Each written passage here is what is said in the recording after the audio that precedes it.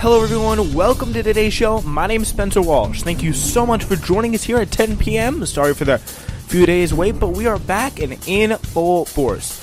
Today, the Yellow Vest protests have just finished in France. Here's the lesson for climate change and the future of protests and gas taxes in that country.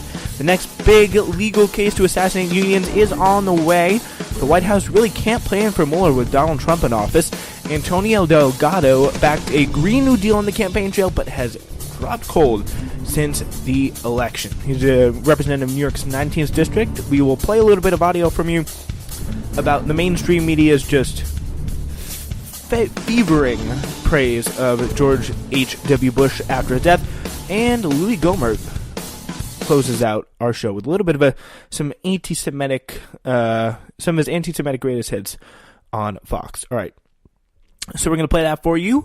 It'll be kind of our interlude. And also, if you're very good, we'll try and possibly squeeze in a few more stories if we have time at all. Depends on how it plays out, and things, of course, at 10 p.m. They're going to be a little bit different. And also, it's the winter season, so I have this very, very important message for you before we do anything. So please take a listen. Ladies and gentlemen, the Spenser Walsh Radio Network winter lineup is here.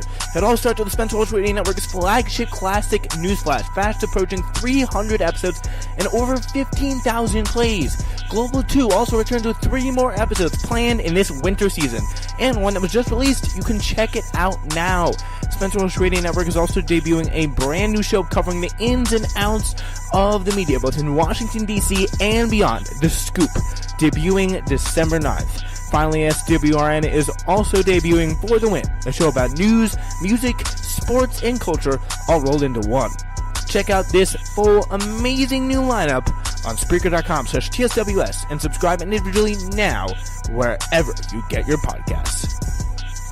Alright, ladies and gentlemen, that's a very important message for you. I hope you could get out there and do it. For the Win, and For the Win, by the way, is actually going to be, it's an unspecified release date. We don't know when it's going to be coming, but it will be coming very, very soon. Definitely within the next few weeks.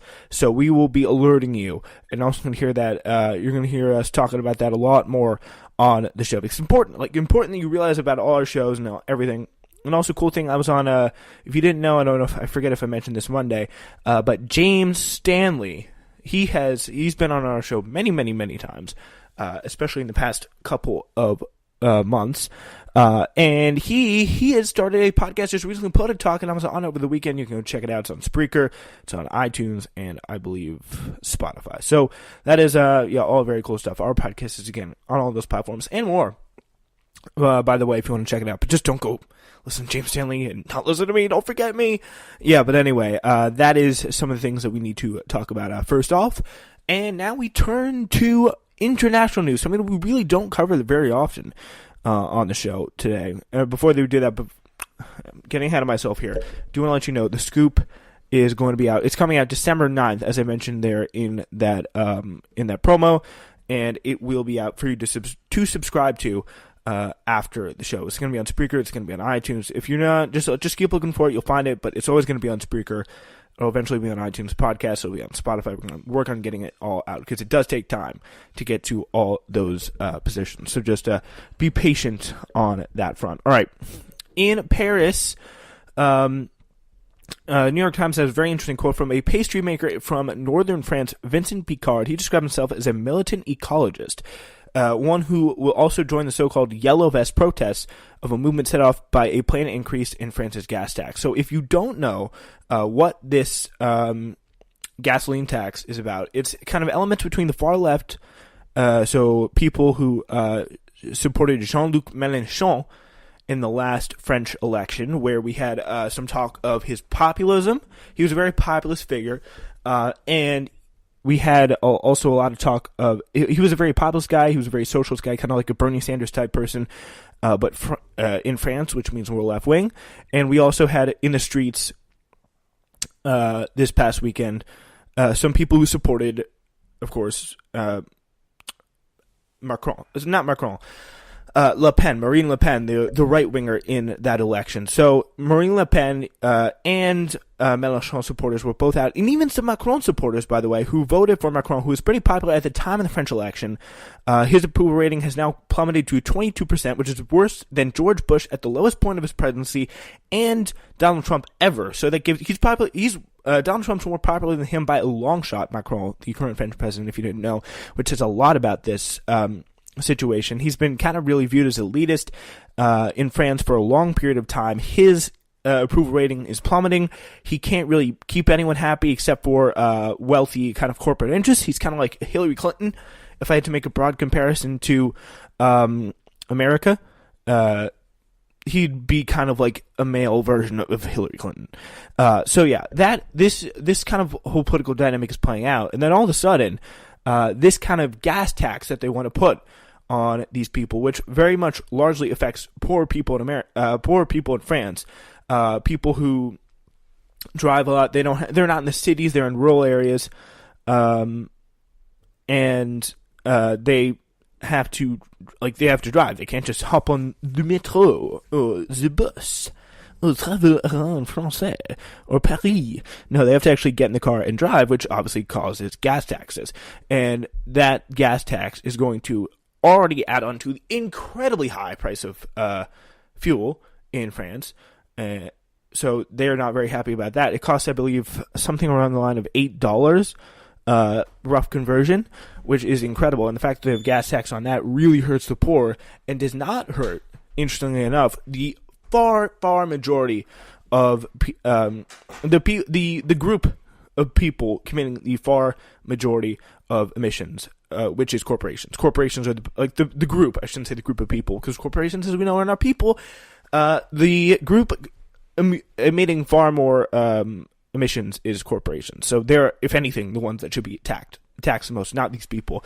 And these people were not very happy about it. These Mélenchon supporters, these Bernie Sanders-esque supporters, and these Marine Le Pen supporters, they all took the streets in a very violent protest. They burned cars, smashed windows, everything like that. They even vandalized the Arc de Triomphe, and which is an incredibly, I'm sure you've heard, it's an incredibly powerful symbol in Paris. It's it's right there by the Champs-Élysées. They climbed actually to the top, and I think they put graffiti on it and everything else like that. So it was a very violent protest. Tear gas was being used, and no one was very happy about it at all whatsoever. And it showed you really that this guy, this pastry maker from northern France, Vincent Picard, he describes himself as a militant ecologist. So he's very, very much supportive of climate change. And he was one of those yellow vest protesters that was incredibly violent. And he was out there on the streets. And again, as it always happens, not everyone was violent, but a lot of people did turn out to be violent.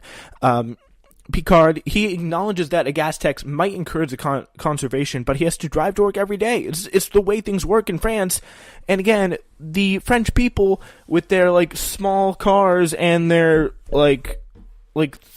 not many of them, actually a lot of them do it, but the thing is, so just the thing about these protesters anyway is they do it, they do drive very much, and that obviously weighs down on them. But the thing is, they are not, again, in the broad scheme of things globally, they're not the ones producing the emissions, and I'm sure there's some corporations in France, and I think it'd be very interesting if they actually look at that. The nearest train station for him, though, is 35 minutes away. The train runs only once an hour, and soon perhaps even more infrequently, as the government looks to save cost on rural routes. And they save cost on rural routes, and they tax the hell out of these people for driving their cars. And you get the sense, with the president who is already very, very unpopular, that could be very much a final straw. I am conscious that we've reached the end of fossil fuels and that we need to modify our habits, he said. They're asking us to be mobile, to adapt, but this cannot be done from one day to the next. You have to continue to live. And he's right about that. We need to be, if you're in France, you need to be able to get to work, point A to point B, and if the government could maybe put some effort into that, maybe people would not be driving cars nearly as much in France. All right, so yeah, the gas tax did fail, according to most recent reports. So that violent protests in this example actually worked. As they yellow vest protests again were the biggest obstacle to putting in place, and point to the difficulties not just for France but for nearly all of the industrialized countries committed to pulling the world back from the cliff's edge of catastrophic climate change. We're in a, again, very deep scenario. It's obviously no one's denying that we have to do a lot about climate change, but I get the sense here that we are really looking in the wrong place. I think two things that are most imperative: Green New Deal, carbon tax, and I think that's probably going to be one of the most important things. A gas tax, I would look very, very careful into that situation. I'd be very, very careful, again, about where you put the gas tax. Like congestion charges in cities, they may make a little more sense than people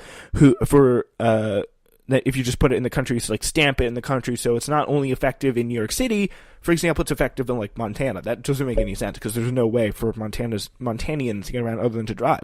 So yeah, that's kind of the point there about climate change, and the whole thing that they're going to have to deal with is how in the world are they going to be able to make sure it doesn't hurt workers, people who rural areas, people who are among the most vulnerable in a society, while we still, on the other hand, don't die, like boil underwater in 20 years. Like how do we stave off climate change without killing, not obviously killing, but just hurting the people in our society who are most vulnerable? It's a big question. It's going to be one a lot of people have to answer.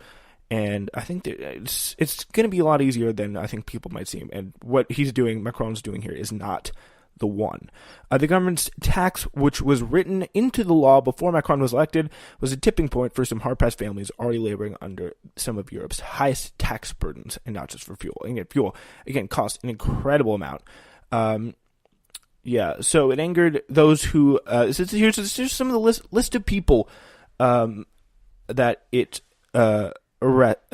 pissed off here. So it angered those who can at least afford to pay more to get to work and drop off their children at school. Fossil fuel champions, including President Trump, jumped on it, and it landed with a thud during the critical UN climate change negotiations underway in Poland, which Edouard Philippe had to skip because of the bubbling unrest at home.